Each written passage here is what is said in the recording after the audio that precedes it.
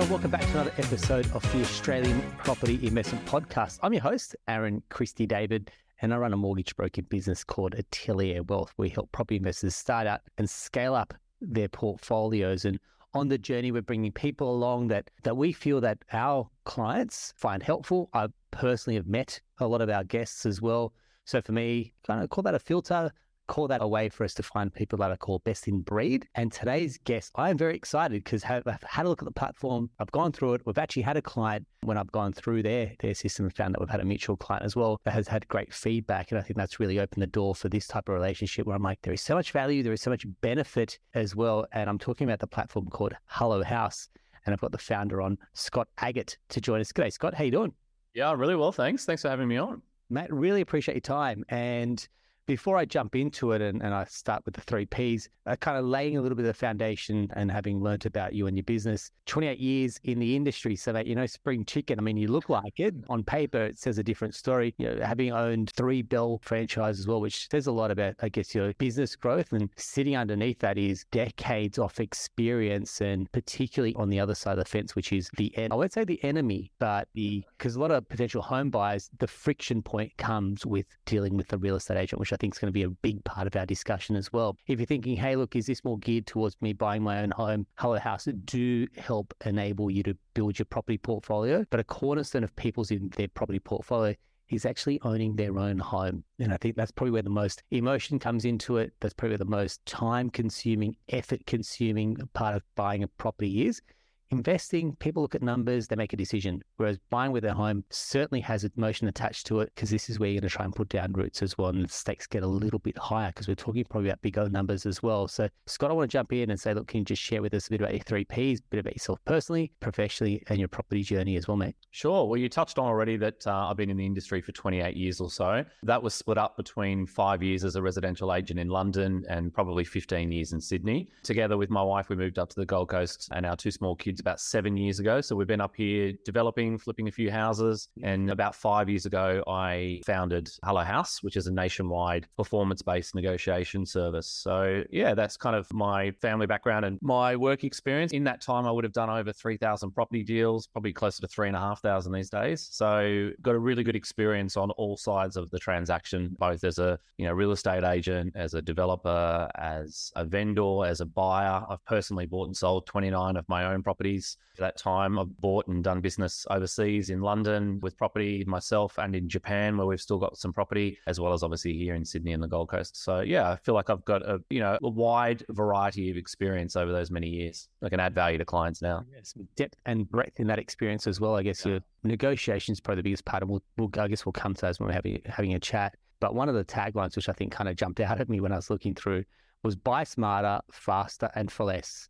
I'm like, that's the holy grail, isn't it, when in properties? And I guess when we were talking, we look at one of the biggest pain points, not only for us as brokers, any lender, and especially any client, when they're going for the pre-approval stage. It's now they're kind of, okay, good luck, you're pre-approved, and they're off into the wilderness, and it's like, come back when you find a property. And now we go a step ahead personally, where we offer a home buying session, which is trying to uncover where are you looking, what are properties selling for versus what you're financially approved for as well, and have those goalposts come somewhat shifted. What are you seeing boots on the ground in terms of who are the ideal agents you should be talking to, and why can't you engage them earlier? Know that if those pre-markets or those, I won't say off markets, but just before they come onto list, usually the VIPs get early access. It's like, that's the unfair advantage. Just trying to stack the odds in your favor a little bit. I really want to understand from your perspective and kind of put yourself in the agent's shoes. I think first and foremost, what makes a buyer stand out to you? Consistency, and it's showing up. And I refer to it as analogy of comparing it with going to the gym. But, you've got to be consistent with your gym workouts, and you build, that muscle memory over time.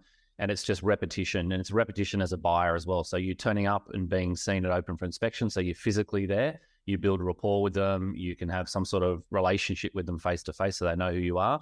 And then it's consistency of following up with feedback. And this is a crucial one that most buyers don't give any time to.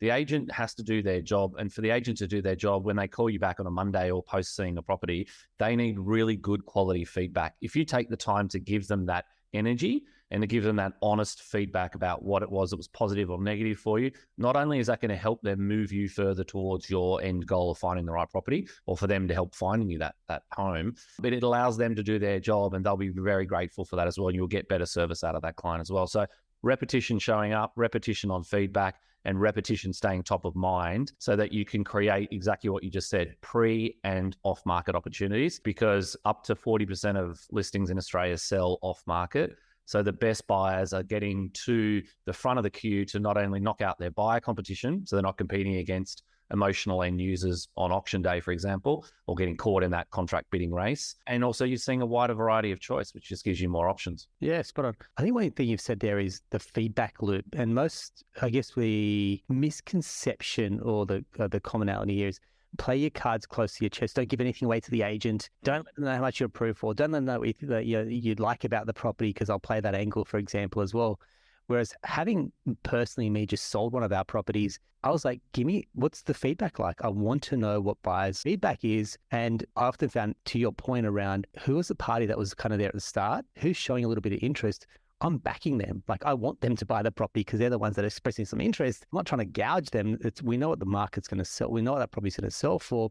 I want to find the right buyer, and I want to give them this property that they've fallen in love with. So how are you, I guess, at Hello House rewiring or retraining buyers to go, look, there is a different perspective, and maybe you just got a blind spot here around how to engage an agent? That's a really good question, and it's something that I have to deal with on a daily basis. So I would deal with this at least 5 times a week. I did it twice yesterday with different customers of ours. Yeah. People are really hesitant to show their cards and exactly say what they're looking to spend. The problem is, if you don't tell an agent the right number, all you're going to do is attract the wrong properties. So you're starting off with basically lying to the agent, which is just the worst way to start anyway. You're likely going to get lies back, which is the problem later on down the line. So if you're telling them that your budget's $500,000, but you've really got $600,000, then they're going to send you $500,000 properties, which aren't going to be suitable. Vice versa, if you go high and your budget's lower than that, it's a waste of yours and their time. When it's a waste of their time, that relationship will end really quickly. So there's one really simple trick to get away with that. One is to be straight up honest, as we've said, and give them the right number. So if your budget is X, tell them what it's going to be at. But the trick is to change the conversation straight away when you have an interest in the property from budget to value. And that is the real insider's trick there. And it's very hard for buyers to get their head around how to do this. But the way that I might set up a conversation is to say, okay, great. Well, my client, I'll ring the agent and say, great, Jenny and Peter are really interested in 12 Smith Street. Thanks very much for showing them through. We've come in at 480,000, blah, blah, blah, with our offer. And they're like, oh yeah, but I know they've got 500,000. They've been telling us that for 6 weeks. Yep, they definitely have that. In fact, they've probably got 525 or 550. They just don't want to spend it on that house. They don't see value at that level. Here are the reasons why. Bang, bang, bang. It instantly gets rid of the elephant in the room. We never ever talk about what their budget is again and how much money they got. And then the conversation is all around value. And that's how they are going to, purvey that offer to their client as well. So if you came and if you had 2 different purchasers trying to buy a property, and one comes in and says, great, Mr. Agent, I'm going to give you 480,000 because that's our max budget. We're going to give you every cent we've got. And this is what happens when you're an agent. This used to happen to me every day as an agent. We're going to give you our max offer. Here's our, letter from the bank. That's the best that we can spend. And then buyer 2 comes along and says exactly what I just gave you the example of. We might have the money, but the value is not there. When they present that offer to the seller, what do you think the seller says? They say, thanks very much, buyer number 1, but you obviously don't have enough money to buy my home. And then buyer number 2, it forces them into a conversation with the agent.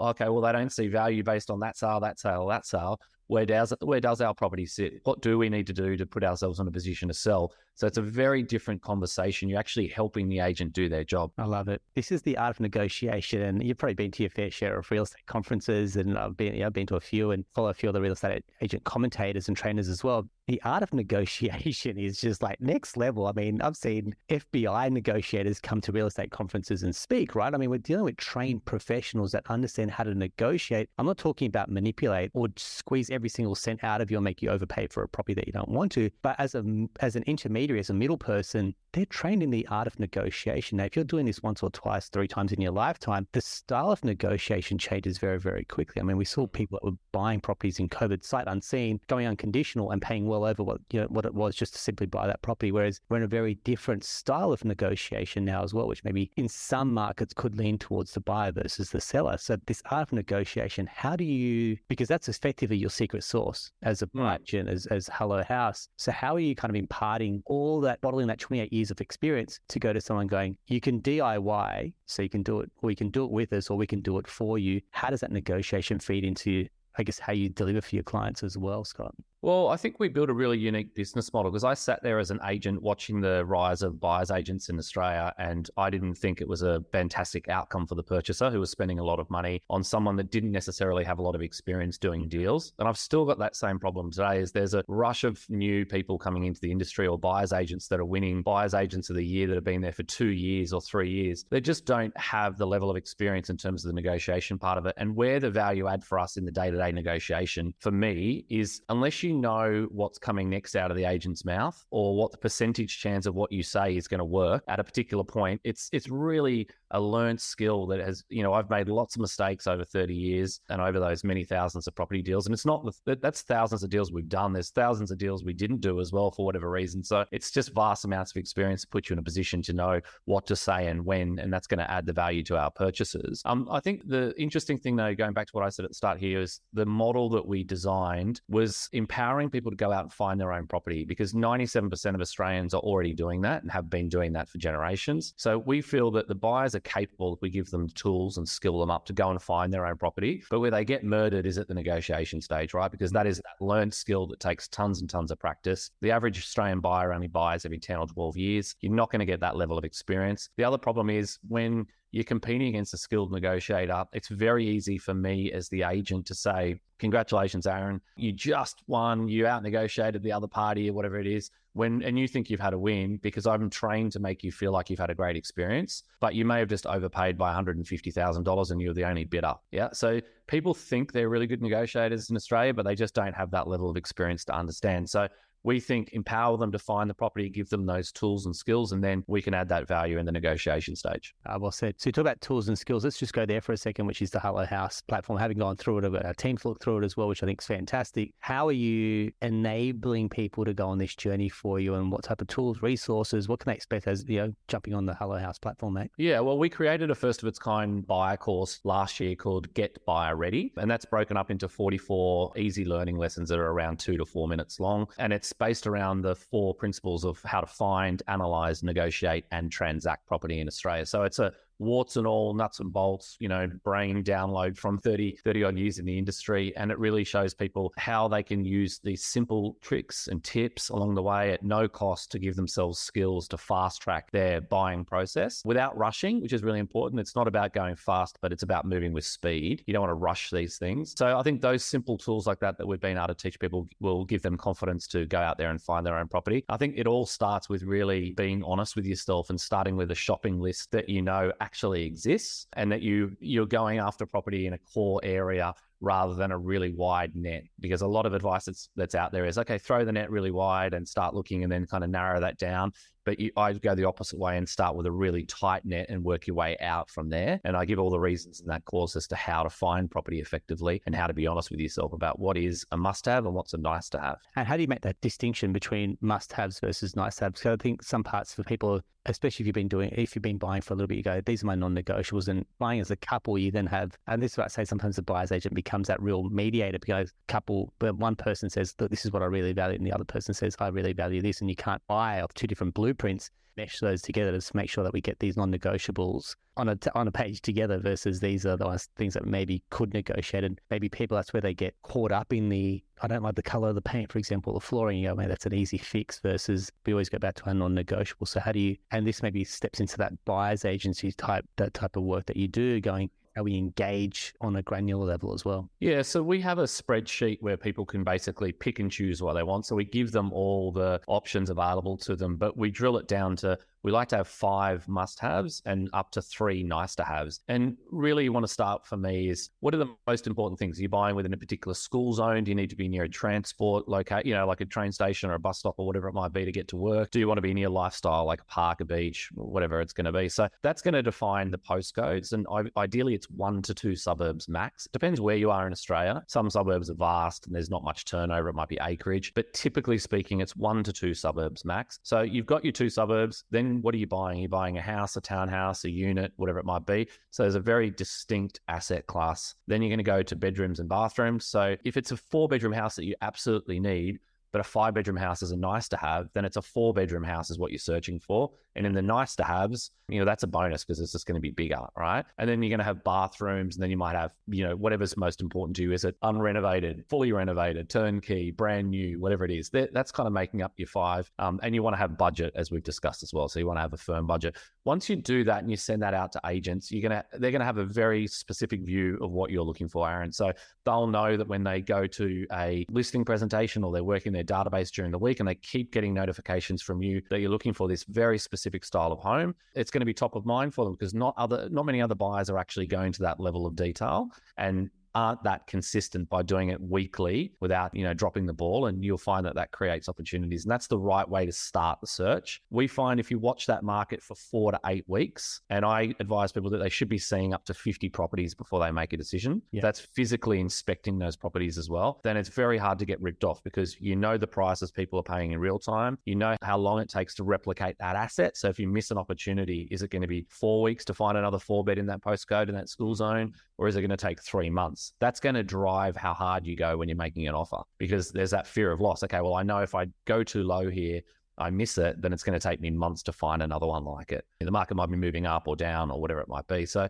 yeah, get in, do a 4 to 8 week hard session and be really clear on your list. I love it. There's so many things in there that, and I think that's probably why we've connected is there's so many things that you're saying that I feel like for us successful buyers, when I see them and what they talk about success leaving clues, this is what happens. So I'm like, be consistent, updating the agents, for example, with that feedback, but also it's almost like a mini resume. This is the type of properties we're looking at. These are the particular styles or the streets that we're looking at, for example.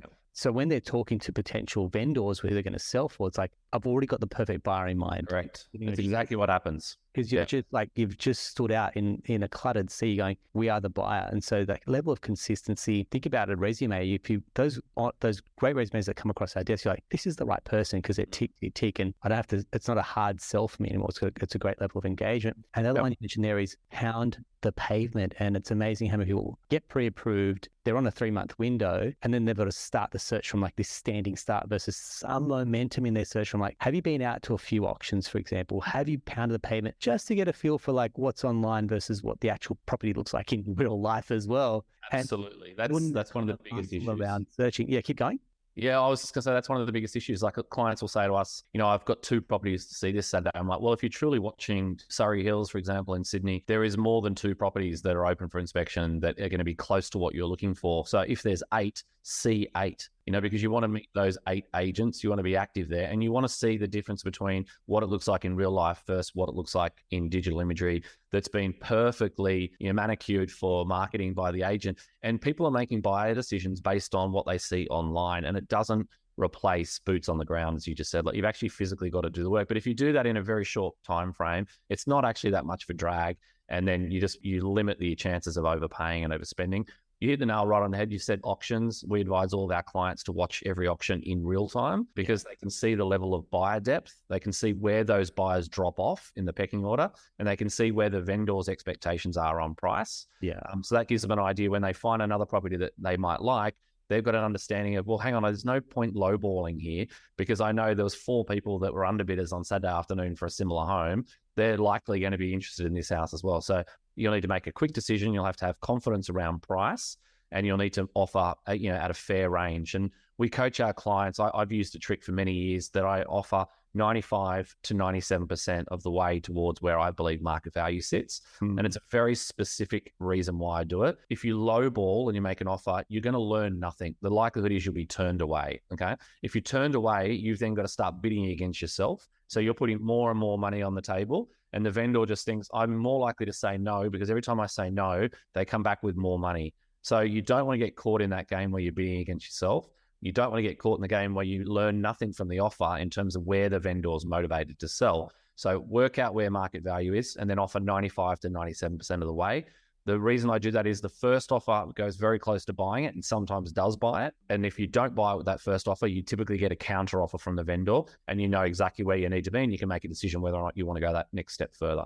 It's a really clean way of bringing the offer process much faster, much more accurate, and on your terms to control the negotiation. Yeah, exactly. And on your terms. So it's like, why don't you make that first move and have the first mover advantage versus someone else making the offer? And now you're on the back foot to counter offer. And that person that's already made that initial offer will be in that position of power as well. And the amount of times that clients are scared to make that initial offer, they get shown their hand. It's like, well, don't you want to be in that position of power to negotiate rather than you're the second and you're counter offering and they're going to come back to you versus be easy to do business with as well. Yeah, and a lot of people make buying decisions or value decisions based on what the agents are quoting or what the price is on it. Like I have a million stories, Aaron, of people saying to me, oh, it was on at 640 and I bought it for 580, absolute steal. And I'm like, yeah, but what if it was worth 550? What do you mean? It was on at 620. Well, it's got no relevance to market value, what they put it on at, or what the guide price was. It has no relevance to market value. So if you're making all these buying decisions based on what agents are quoting or, you know, where the fixed price is, you're going to have no idea of what market value is. So you need to really understand the asset that you're buying, what they trade for, and see a history of it very recently to understand the buyer depth, what people are paying, and not, you know, ensure that you don't get ripped off. Yeah, I agree. Yeah, I think the real message that we're kind of hitting home is this is not a get pre-approved, find the one that you fall in love with, bang, away you go. I mean, that's people that have that is generally the exception to the rule when or they overpaid. Yeah, correct, right? And I think what you mentioned there is seeing 50 properties that most people, they balk at that going, you know how many Saturdays that is? And then it's buyer fatigue. And that's generally when they just go, look, make this pain go away. I'm going to pay over just so I don't have to stop spending my Saturdays trawling through property and the emotional energy that comes with looking at properties midweek, getting contracts reviewed, speaking to a banker or a broker and trying to get your numbers redone. The emotional energy sometimes strains people's eye. I'm just going to pay whatever it takes to make this pain go away. And a buyer's agent effectively becomes your insurance policy against overpaying quite often. But that's the issue that I had as an agent working with buyer's agents when I sat in that seat for years in Sydney, was that the buyer's agent would come in and effectively pay whatever price they were told to pay because they had no motivation other than getting a deal across the line, which got them paid. So I just saw this disconnect where the buyer's agents didn't care about value. They were just caring about getting a deal across the line, and it was very easy to manipulate the numbers. So, you know, that was the very reason we set up a business. Well, okay, well, rather than working towards the 3% of people that want to pay for that service, we'll, encourage the 97% of Australians that are already doing this themselves, and then give them the skills and the tools so I can actually have an impact on the property market in Australia. And then when they get to that point of being able to negotiate, if they want help, they can outsource it to us and we'll close the deal for them. And it's performance driven. So it's, we're pegged to the result financially, which is the opposite of a buyer's agent. So that kept everybody honest. And I felt that was just a more transparent way to do, property dealings in the country. But the cutting corner bit that you said is a big issue, right? That's what most buyers will do, is they get lazy or they get buyer fatigue and they'll just cut corners and do it. But when we talk to buyers that come to us initially, they'll say, oh, well, I'm already doing this. I'm already speaking to agents and I'm already going to open for inspections. Okay, great.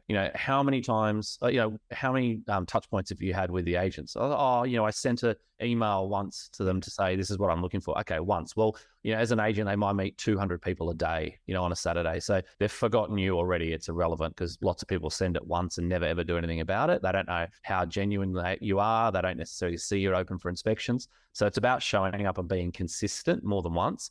And the other big one that we see is they say, oh, yeah, well, I'm talking to agents. Okay, great.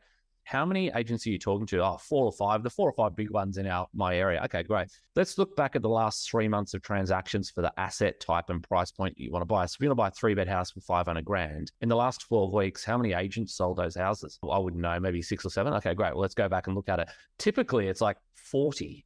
There's, in a competitive marketplace, everyone gets listings. It's shared, right? You might have your standout market leaders, but, within an office or within a team, sometimes there's 10 or 20 salespeople within, one office, right? And if you're not talking to all of them, you're just not getting around. So we go the other way and say, okay, great. Rather than speak to 4 or 5 people, let's work out how many agents are active in your market. Okay, there's 110. Well, let's talk to 110 of them every week consistently with the same specific message and see what happens. And when we do that, we just get results really fast. Beautiful. I love it. And this is the side that as a single buyer, you're not privy to. You're not privy to seeing what happens happens in the competitive side when it comes to buy. It's like you can only see tunnel vision on my negotiations with an agent. Yeah. You don't get to see what your competitors are doing, and that your competitors actually got early access, that they've got off markets before they even came onto real estate or domain, for example. They've got preferential treatment because the buyer's agent maybe has great relationships in place already and they know that agent too. So yeah, there's that unfair advantage that we talk about that I'm really glad you've kind of blown that open for us as well, Scott. Thank you very much. Nice. No props. Beautiful. Now, the Get Buyer Ready course, this is where I think we're going to have a lot of value for people that are listening and some of our clients as well. So do you want to take us through kind of what people can, I know you mentioned before, is a whole suite, I think, of about 42 videos or different topics that you guys cover, which is phenomenal. So can you talk about how people can jump on and get access to that as well, mate? Yeah, sure. So it's www.getbuyerready.com.au.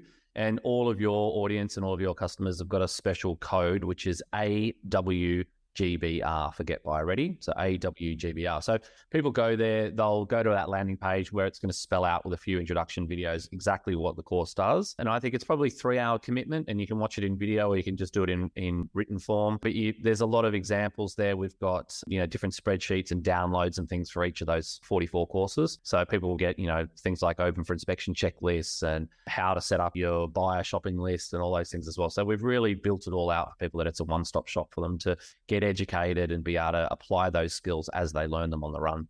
Beautiful. We've often said this, and you'll hear this come up a lot in our podcast, is the greatest investment people make is into their self-development and education. And 3 hours, that's, 2 episodes of Succession. I don't know what everyone's watching. Yeah.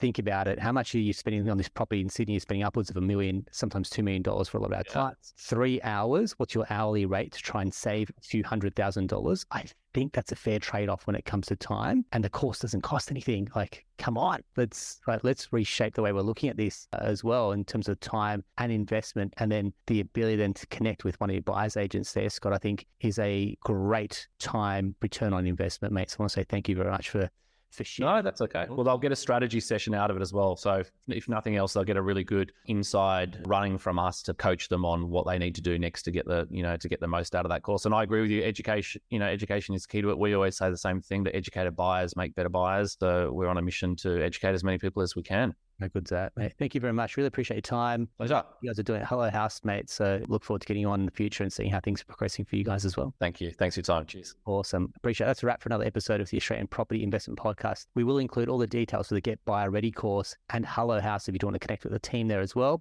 Include our access code for you to check out. And as always, if you found this helpful, please feel free to leave us a review, or even better, drop us a question that you want answered in the future. Until next time, take care. Beautiful. Mate, thank you very much. We'll get this all organized, get this across to you in the next couple of weeks, and we'll rock and roll from there, Scott. Nice one. Thanks, mate. That was a good chat. I hope you got what you needed. Mate, heaps. Thank you very much. Awesome. My pleasure. Have a good day.